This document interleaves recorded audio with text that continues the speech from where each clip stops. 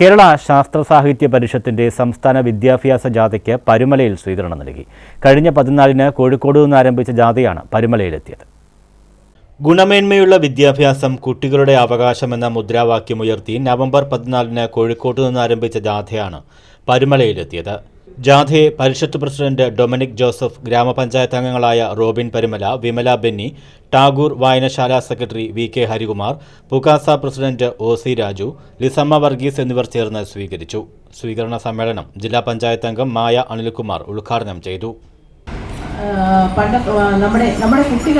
നമ്മുടെ കുട്ടികൾ വളരണം, വളർന്ന് ആകാശത്തോളം സ്വപ്നം കണ്ട് അവർ ഉയരങ്ങളിൽ എത്തിച്ചേരേണ്ട അവസരമാണെന്ന് ആഗ്രഹമായിരിക്കുന്നത്.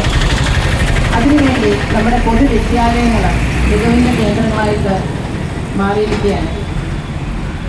പഞ്ചായത്ത് പ്രസിഡന്റ് നിഷ അശോകൻ അധ്യക്ഷത വഹിച്ചു. ജാഥ captain Meerabai, vice captain Deepu Balan, ജാഥ സ്ഥിരാംഗം ജോജി കുട്ടുമ്മൽ, ജില്ലാ സെക്രട്ടറി രമേശ് ചന്ദ്രൻ, ജില്ലാ വിദ്യാഭ്യാസ സമിതി കൺവീനർ ഡോക്ടർ ആർ വിജയമോഹൻ, ജില്ലാ കമ്മിറ്റി അംഗം ബെന്നി മാത്യു എന്നിവർ പ്രസംഗിച്ചു.